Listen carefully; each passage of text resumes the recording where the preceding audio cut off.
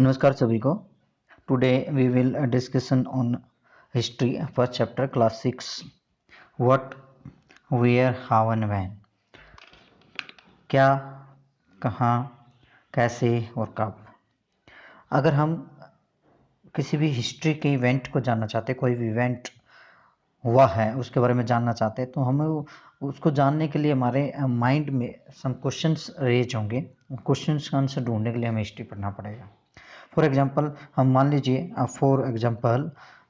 हमें किसी मूवमेंट के बारे में जानना है, तो मूवमेंट के बारे में जानने से पहले हमारे माइंड के अंदर कुछ क्वेश्चंस रेज हो गए। फॉर एग्जाम्पल कि what is this, where it was done, how it was done and when it was done.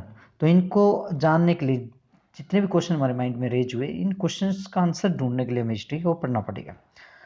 In this chapter, we learning about totally history, earliest people, earliest some civilizations, evidence, archaeologists and historians.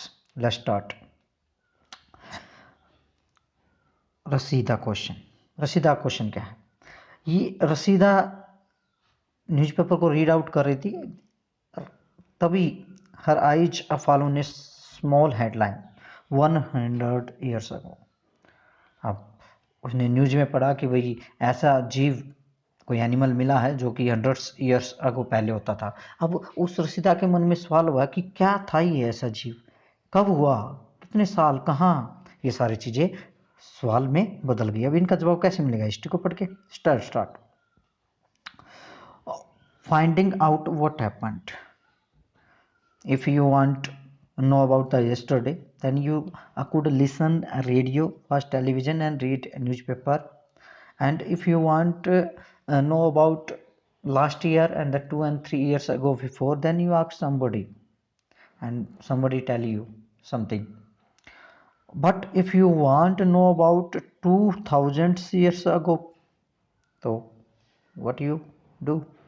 Let's see how it can be done. हम इसको कैसे प्राप्त कर सकते हैं? What can know about the past? हम उसके बारे में क्या जान सकते हैं? इफ बहुत सारी चीज़ें हैं जो हम फाइंड आउट कर लेंगे अगर हिस्ट्री को हम पढ़ पाते हैं। तो क्या? What people ate, what type of food the people eat, what kind of clothes they used, what type of houses they built, what kind of lives of that peoples, like a herders, like a hunters, शिकारी, herders, पशुपालक, farmer, किसान, rulers, merchants, priests, craft persons, artist, musician and scientist. कैसी life रही होगी इनके उस समय? Which type of games children played, कैसी स्टोरी रही होगी, कैसे तमाशे वहाँ देखते होंगे, कैसे गाने या सॉन्ग वहाँ पे गाए गए होंगे। चलिए, where did a people live, कहाँ पे लोग रहते थे? Firstly, most of earliest people sat in the river valleys nearby the bank of river Narmada. The river, this is Narmada river in the middle part of India. So a people lived along the bank of this river for several hundreds years ago. बहुत साल पहले यहाँ लोग रहते थे, जिनमें से skilled gather थे। गैदर का मतलब होता है संग्राहक। गैदर का मतलब समथिंग गैदर करना, कुछ भी मान लीजिए फॉरेस्ट पर डिपेंड है। फॉरेस्ट प्रोडक्ट्स जो होते हैं, जैसे हनी हो गया, रूट्स हो गई, फ्रूट्स हो गए, उनको गैदरिंग करना और बाद में उसका फूड के रूप में खा लेना। People who gathered their food, gathers होते हैं जो पीपल गैदरिंग करते हैं। और they know about the vast wealth of plants in the surrounding a forest and the collecting roots and the fruits and other forest produces for their food like a honey, like a wood, or they also hunted the animals। ये food जो संग्राहक थे सबसे पहले हमें नर्मदा नदी के आसपास मिले हैं, और इनमें बहुत सारे स्किल्ड थे, क्योंकि ये दोनों चीज़ें जानते थे कि फॉरेस्ट के अंदर कितनी बड़ी संपत्ति छुपी हुई है। उनसे वो अपने जितने फूड से रिगार्डिंग जो भी सामान होता है, चाहे उसमें फ्रूट आ गया, हनी आ गया, वुड हो गया, या वो एनिमल्स का जो हंटिंग करते, शिकार करते थे और उसके मांस को खा लेते थे, वो भी जानते थे। नाउ सुलेमान एंड किथर हिल्स, अभी बताएंगे ये ज़्यादा सुलेमान एंड किथर हिल्स।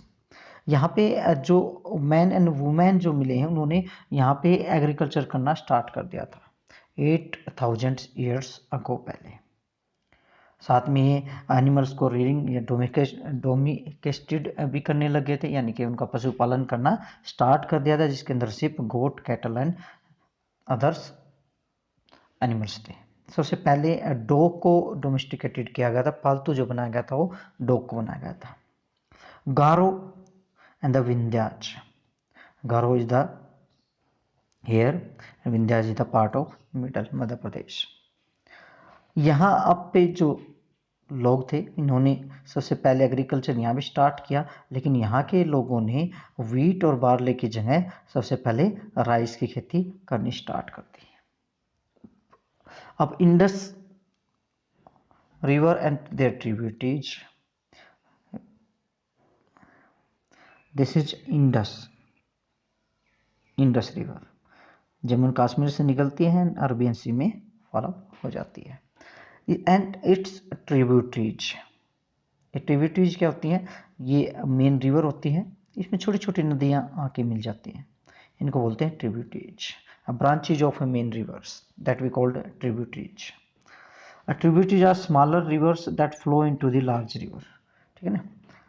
तो अब ये कह रहा है कि भाई इंडस रिवर ट्रिब्यूटरीज, इसके आसपास भी बहुत सारे साइट्स डेवलप हुए, बहुत सारे सेटलमेंट बने। अभी बताया ना कि जितने भी हम सिविलाइजेशन की बात कर रहे हैं अर्लीस्ट टाइम में, तो ज़्यादातर वो near by bank of river मिलेंगे। क्यों? क्योंकि इसका रीजन था, मान लीजिए ये रिवर है तो इसके पास पास वाटर अवेलेबल होगा, फॉरेस्ट होगा, एनिमल्स मिलेंगे, फर्टिलाइज लैंड मिलेगी, तो यहाँ पे क्या था, एग्रीकल्चर कर सकते थे और इजिली कलेक्शन ऑफ फूड कर सकते थे, हंटिंग कर सकते थे, और वाटर तो था ही।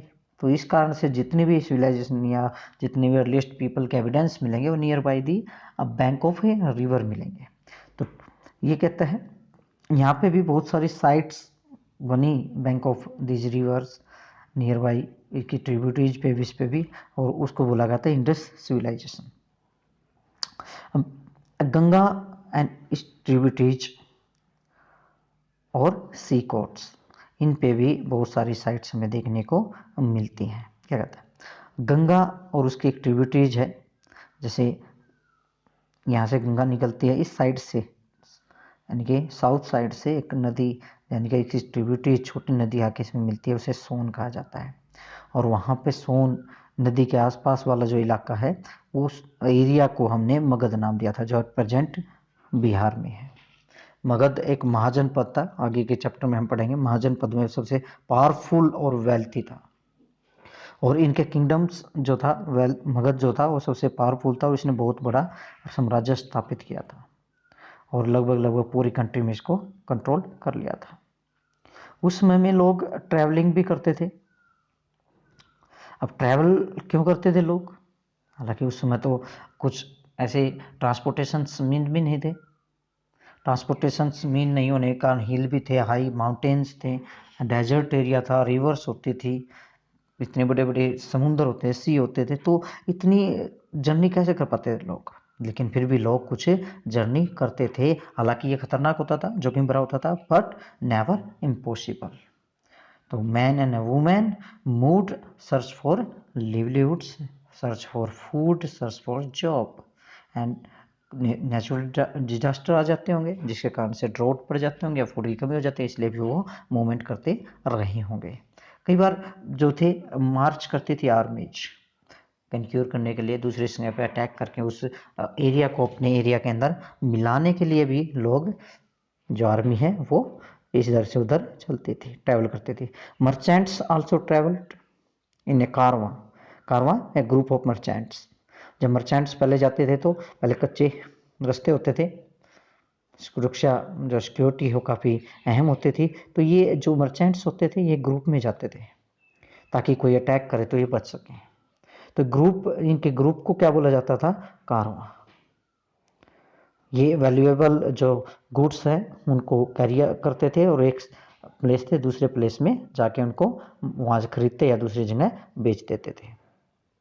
कुछ रिलीजियस टीचर्स थे लाइक महात्मा बुद्ध एंड भगवान महावीर, ये भी मूव करते रहते थे, ट्रैवल करते रहते थे, क्योंकि ये क्या थे? रिलीजियस टीचर थे। तो ये अपना स्पीच देते थे, यानी कि लोगों को उपदेश देते रहते थे। तो ये एक गांव से दूसरे गांव घूमते रहते थे। फिर कुछ ऐसे लोग भी थे जो ट्रैवल करते थे अपनी स्पिरिचुअल एडवेंचर के लिए, अपनी कि हम नई नई चीज़ें ढूंढेंगे, डिस्कवर करने के लिए नई नई जगह को ढूंढ निकालेंगे, उनके लिए भी कुछ लोग करते रहते थे। और ये जब एक जगह से दूसरी जगह मूवमेंट चलती रहती है तो ये कहीं ना कहीं अपने शेयरिंग और आइडियाज भी करते थे, क्योंकि एक जगह का व्यक्ति दूसरी जगह जाएगा तो कहीं ना कहीं उसके फूड, उसका कल्चर, उसके रहन सहन, उसके खाने पीने की आदतें, ये कहीं ना कहीं वो शेयर करेगा। नेक्स्ट, आज भी लोग ट्रैवल करते हैं, वाई? कमेंट बॉक्स में बताइए। Okay, hills, mountains, the sea, these are natural frontiers. This is here is your Himalaya,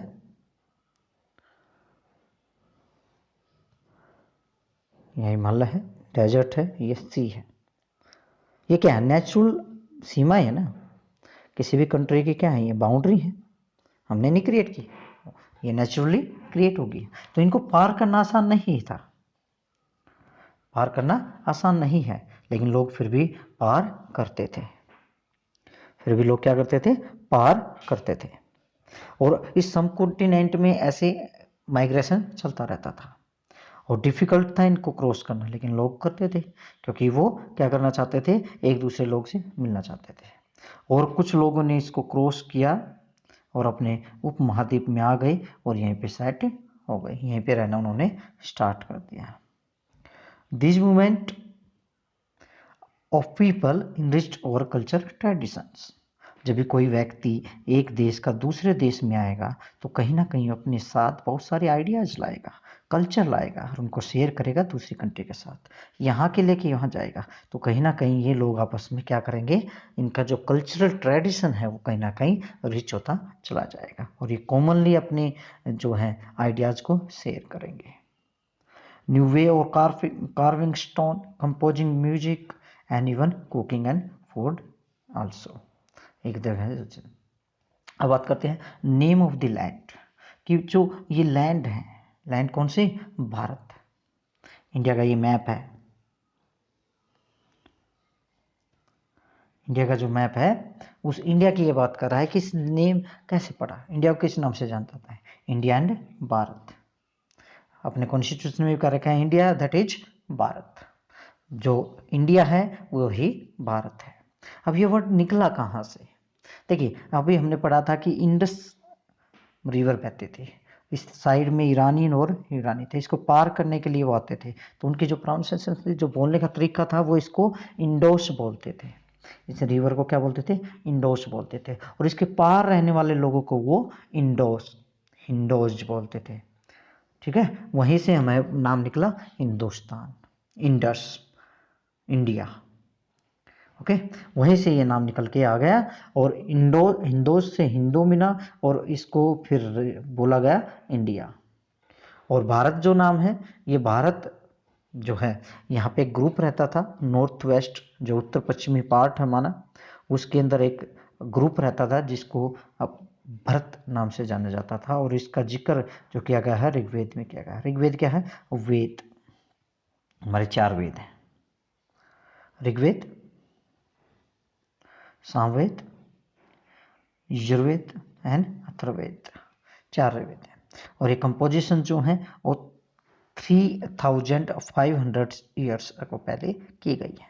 अरे कंपोजिशन जितनी भी है सारी संस्कृत में की गई है, और बाद में इनका हालांकि ट्रांसलेट किया गया डिफरेंट डिफरेंट लैंग्वेज में, लेकिन स्टार्टिंग में जो ओरिजिनल कंपोजिशन है वो संस्कृत में ही की गई है। ऋग्वेद सबसे प्राचीन ऋग्वेद, ओल्डेस्ट जो ऋग्वेद है वो अपना ऋग्वेद ही है।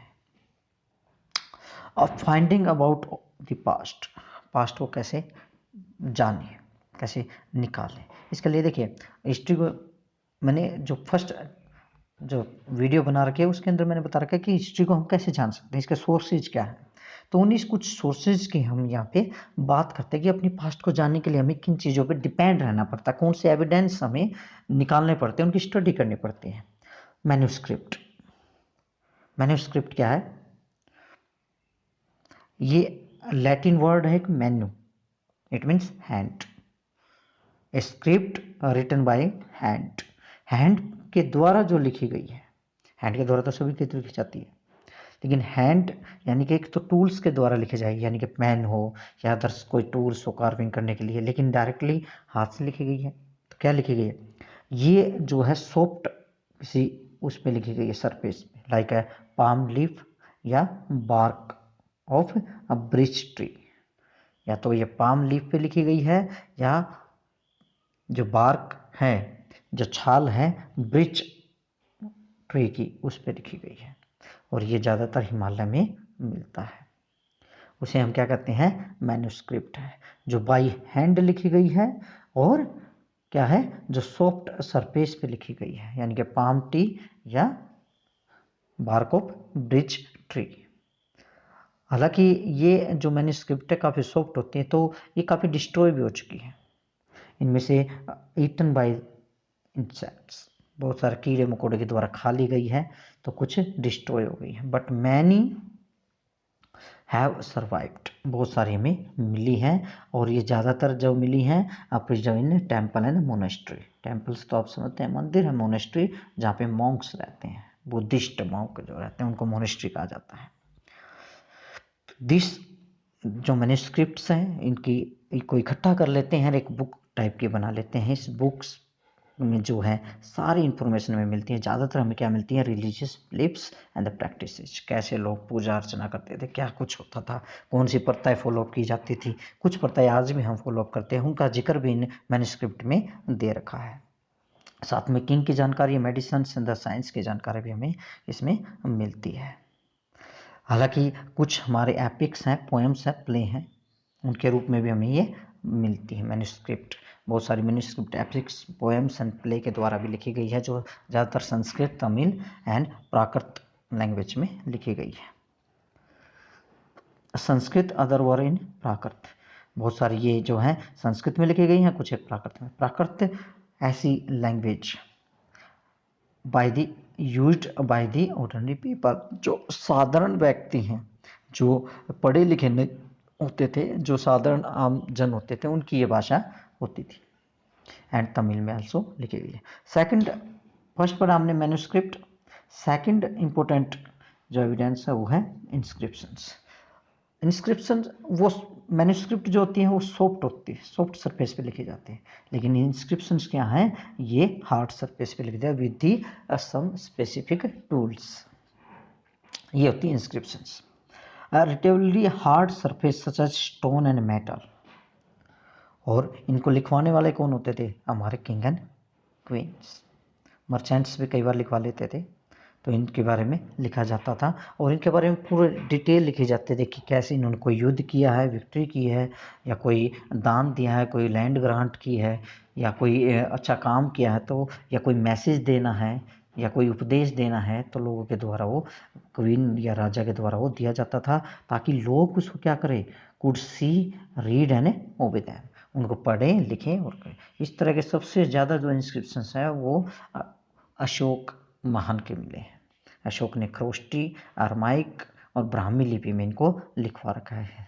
दिस इज द इंस्क्रिप्शंस, और ये लोग जो है रिकॉर्ड के रूप में आज हमारे सामने हैं, और रिकॉर्ड के रूप में हम इसका सबसे ऑथेंटिक जो है वो एक एविडेंस मानते हैं। इसमें बहुत सारी जानकारी छिपी हुई है, जैसे किसी किंग का नाम है, उसकी डेट है, कोई युद्ध लड़ा उसका उपदेश दिया है, जगह का नाम है, फैमिलीज की डिटेल है, तो उस तरह की हम बात करते हैं। ओके, आर्कियोलॉजिस्ट कौन होते हैं? There were many other things that were made and used in the past. Past को जानने के लिए हमारे पास manuscript, inscriptions, pottery, seals, coins and some animals and human remains and the plant remains होते हैं। उनकी स्टडी, उनको ढूंढना, उनकी स्टडी करना, that we called archaeologist। जो इसकी स्टडी करता है उसको आर्कियोलॉजिस्ट कहा जाता है। Those who study these objects are called archaeologist. क्या क्या स्टडी करता है? Remains of buildings made of stone and the bricks, painting, sculpture and explore dig under the surface of earth. Earth के अंदर से जो खोद के चीज़ें निकाल लेता है, चाहे वो पोट्री है, इंस्क्रिप्शन है या कुछ रिमेन्स हैं, उनको निकाल लेता है, वही कौन है? आर्कियोलॉजिस्ट है। Okay, next, tools, weapons, pot, pen, ornaments, coin, ये चीज़ें सारी की सारी क्या हैं? धरती से निकाले जाते हैं। मान लीजिए कोई एक साइट है, यहाँ पे आर्कियोलॉजिस्ट को पता चलता है यहाँ पे कोई पहले सिविलाइजेशन रही होगी, तो इसको इस तरह से खोदा जाता है, बड़े नाजुक से, कई कई साल लग जाते हैं, इनसे चीज़ें निकल के आती हैं बाहर। उन चीज़ों को स्टडी किया जाता है, उनकी कार्बन 14 एक मेथड है उनकी, उससे एज निकाली जाती है इस मेथड से, और एज निकालने के बाद हमें पता चलता है कि इस सभ्यता तो, ये सिविलाइजेशन जो है, इसका टाइम पीरियड ये रहा होगा, कोई भी टाइम पीरियड। और ये जितने भी ऑब्जेक्ट्स यहाँ से निकलते हैं, चाहे टूल्स है, वेपन्स है, पोट्स है, पेन, ऑर्नामेंट्स हैं एंड क्वाइंस हैं, ये सारे के सारे कहीं ना कहीं कच्ची मिट्टी के मिलते हैं, बोन्स के मिलते हैं, स्टोन के मिलते हैं, मेटल के मिलते हैं, या बेक्ड क्ले जिसको टेराकोटा कहा जाता है। टेराकोटा ही जो बेक्ड क्ले, यानी कि कोई भी मिट्टी की चीज़ बना के उसको फायर में पका लेना, उसको पका लेना, उसको ही क्या कहेंगे? बेक्ड क्ले कहेंगे, या टेराकोटा उसको कहा जाएगा। Next, this is pots, seals and other type of seals. तो ये कहीं ना कहीं सिल्वर क्वाइंस, ये क्वाइन भी हो सकता है क्योंकि पंच मार्क क्वाइंस यूज किए जाते थे। ये सील हैं और ये पोर्ट है, तो कहीं ना कहीं ये वहाँ से डिग आउट करके निकाले गए हाथ से, और इनकी स्टडी की गई है। इनकी स्टडी के आधार पे हम कह सकते हैं कि ये लोग कैसे रहे होंगे, क्या तरीका उनका अपनाया गया होगा। ओके, तो यहाँ पे बहुत सारी बोन्स, एनिमल्स की, बर्ड्स की एंड फिश की भी लोगों ने, आर्कियोलॉजिस्ट ने अब पाई है। कुछ अब प्लांट्स के रिमेन भी पाए गए हैं, लेकिन प्लांट्स के जो रिमेन्स होते हैं, जो प्लांट के बचे हिस्से होते हैं, टुकड़े होते हैं, वो सर्वाइव नहीं कर पाते हैं क्योंकि काफ़ी दब जाते हैं नीचे, और दबने के कारण क्या हो जाता है? प्रेशर बन जाता है, हाई टेम्परेचर हो जाता है, ये जल जाते हैं, यानी कि ये बर्नट हो जाते हैं। तो ये मिलते ज़रूर है कुछ पीसेस वुडन के, लेकिन कहीं ना कहीं ये जले हुए अवस्था में मिलते हैं, लेकिन फिर भी इनसे कुछ नॉलेज हमें मिल जाती है कि मान लीजिए कोई कचरा मिल गया, कोई जली हुई चीज़ मिल गई, तो उससे बेस पे हम लगा सकते हैं कि ये किस चीज़ के बीज रहे होंगे, तो उस बेस पे हम बता सकते हैं कि ये लोग किस तरह का खाना खाते रहे होंगे। अब आते हैं historian. A scholar who study past, जो पास्ट की स्टडी करता है उसको हम क्या कहते हैं? हिस्टोरियन, इतिहासकार। ये बहुत सारे सोर्स को रेफर करता है, जिसके अंदर मैन्यूस्क्रिप्ट है, इंस्क्रिप्शंस हैं। आर्कियोलॉजिस्ट, जो आर्कियोलॉजिस्ट ने जो फाइंड आउट किए हैं उनकी स्टडी भी की जाती है। और जब ये एक बार ये सोर्स हमें मिल जाते हैं, पहले तो हिस्ट्री को पढ़ना आसान नहीं है, उसको रिकन्स्ट्रक्ट करना आसान नहीं है, उसके बारे में जानकारी लगाना आसान नहीं है, लेकिन एक बार हम जब इस सोर्स को पा लेते हैं तो हमें बड़ा ही मज़ा आने लगता है, और ये जो इतिहास है इसको पढ़ने में बड़ा ही हमें एक्साइटमेंट होती है और एडवेंचर होता है, पढ़ने में मज़ा आता है। हम फिर धीरे धीरे करके बिट बाय बिट इसको रिकन्स्ट्रक्ट कर लेते हैं, इसकी रचना जो है पुनर्रचना कर लेते हैं, इन बेसिस पे उनको पढ़ के कि ऐसा समझ रहा होगा, ऐसा समझ रहा होगा, ऐसा समझ रहा होगा। नेक्स्ट,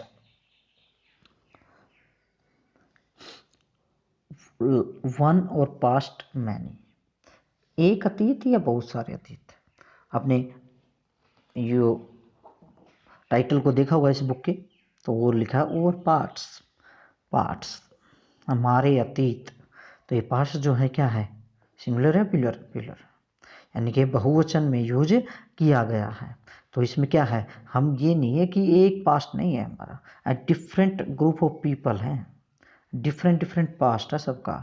लोगों का एक एरिया में रहने वाले लोग अलग मिलेंगे, इस एरिया में रहने वाले अलग मिलेंगे, इसमें इनका एग्रीकल्चर मेथड अलग होगा, इनका भी खाना अलग होगा, इनका फूड हैबिट्स अलग होंगी, क्लोथ्स अलग होंगे, रहने का स्टाइल अलग, हाउस अलग होंगे, इनका हंटिंग का तरीका अलग होगा। तो ये चीज़ें क्या है, हमें बताते हैं कि डिफरेंट डिफरेंट टाइप के लोग रहते थे। For example the lives of हर्डर and the farmer different from those king and queen's. Herders जो पशुपालक हैं और फार्मर जो कृषक हैं, जो फार्मिंग एक्टिविटी करते हैं, वो राजा और रानी से उनकी लाइफ बिल्कुल अलग मिलेगी। राजा रानी तो क्या करेंगे भाई, बाटल लड़ना है, कलेक्शन ऑफ रिवेन्यू करना है और अच्छे से घर में रहना है। लेकिन हर्डर्स क्या करेगा, पशुपालन करेगा, चरवाहे होगा, इधर से उधर जाएगा। फार्मर क्या करेगा, खेत में काम करेगा और साथ में ट्रिब्यूट्स और टैक्स पे करेगा, किसको, राजा को। तो इनकी लाइफ दोनों की अलग मिलेगी। और थर्ड जो है मर्चेंट्स का काम ये है सेल आउट करना, बाय एंड सेल, एक जगह से दूसरी जगह जाना और चीज़ों को, वैल्यूएबल जो चीज़ें हैं जो यहाँ की हैं वहाँ बेचना और वहाँ की जो चीज़ें हैं वहाँ बेचना। एंड क्राफ्ट पर्सन इनका बिल्कुल अलग है। इवन आज टुडे, आज की लाइफ भी देख लीजिए, लोग बिल्कुल डिफरेंस हैं, सबकी लाइफ अलग अलग है। अलग अलग राज्य में रहने वाले अलग अलग राज्य मिलते हैं, अलग अलग रहन खाना मिलता है, उनका पहनने का स्टाइल अलग मिलता है।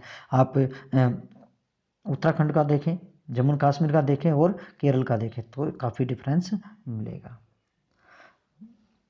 Different different practice follow up किए जाते हैं। फॉर एग्जांपल ये कहता है कि अंडमान के अंदर आज भी कुछ लोग रहते हैं जो अपना फूड जो है खुद बनाते हैं, अपने आप बनाते हैं, फिशिंग करते हैं, हंटिंग करते हैं, कलेक्टिंग फॉरेस्ट प्रोड्यूस। हमारी तरह वो बाजार में नहीं जाते हैं, मॉल में नहीं जाते हैं, पिज़्ज़ा नहीं खाते हैं। वो आज भी क्या है, अपनी उन्हीं ट्रेडिशनल जो कस्टम्स उनको फॉलो अप करते हैं। उनको फिशिंग करना है, मछली पकड़ लेते हैं, शिकार कर लेते हैं, फॉरेस्ट से जो मिलता है उसी से अपना खाना बनाते हैं। लेकिन इसके अलावा जो सिटी में रहने वाले हैं वो अलग तरह के लोग हैं। वो सप्लाई आती है अदर पार्ट्स से, जैसे मिल्क गांव से आता है, अनाज है गांव से आता है, तो वो किस पे डिपेंड रहते हैं, गांव पे, तो उनकी सप्लाई पे डिपेंड रहता है। तो ये कहीं ना कहीं आज भी हमारे अंदर डिफरेंसेस हैं और उस पास्ट में भी अर्लीस्ट जब से ये सभ्यता स्टार्ट हुई तब से ही हमारे डिफरेंस अब बने हुए हैं। अनोदर काइंड ऑफ डिफरेंस क्या है, किंग एंड क्वीन जो थे वो राज्य करते थे, साथ में बैटल यानी कि युद्ध करते थे, और साथ में वो क्या करते थे, इनका अपनी जो जीत होती थी उनका रिकॉर्ड रखते थे, इंस्क्रिप्शंस के रूप में, पोएम्स के रूप में या लिटरेचर के रूप में। लेकिन ऑर्डिनरी जो पीपल हैं जिसके अंदर क्या है, हंटर हैं, फिशिंग हैं, गैदर्स हैं, फार्मर्स हैं, ये क्या करते थे, अपना कभी भी रिकॉर्ड नहीं रखते थे। इनका रीज़न रहा होगा, बहुत सारे रीज़न रहे होंगे। पहले इनको इंटरेस्ट नहीं रहा होगा, लैक ऑफ टाइम नहीं रहा होगा, लैक ऑफ नॉलेज नहीं रही होगी, they didn't know about importance of the record की कोई इम्पोर्टेंस नहीं जानते होंगे, इन्होंने ज़रूरत नहीं समझी होगी, तो कहीं ना कहीं इन्होंने अपना नहीं लिखा है। What do you that means, first जो वीडियो है उसके अंदर मैंने अच्छे से इसको एक्सप्लेन कर रखा है कि कैसे हम डेट्स को पढ़ेंगे। कि भाई मान लीजिए 2000s के बारे में हम पढ़ रहे हैं, तो अब बिफोर क्रिस्ट जो कि ज्यूस क्रिस्ट हैं, जो फाउंडर ऑफ क्रिश्चियनिटी हैं, उनकी डेट बर्थ को माना गया कॉमन, ये कॉमन मान लिया उनकी को, और इससे पहले BCE मानेंगे और इसके बाद BC मानेंगे। तो ये क्या है, बिफोर क्रिस्ट और ये आफ्टर क्रिस्ट। तो BC, हालांकि हम BC नहीं यूज करते हैं आजकल, तो C यूज करते हैं। तो ये मैंने पहले जो है उसको अगर देख लीजिएगा, उसमें काफ़ी अच्छे से एक्सप्लेन कर रखा है।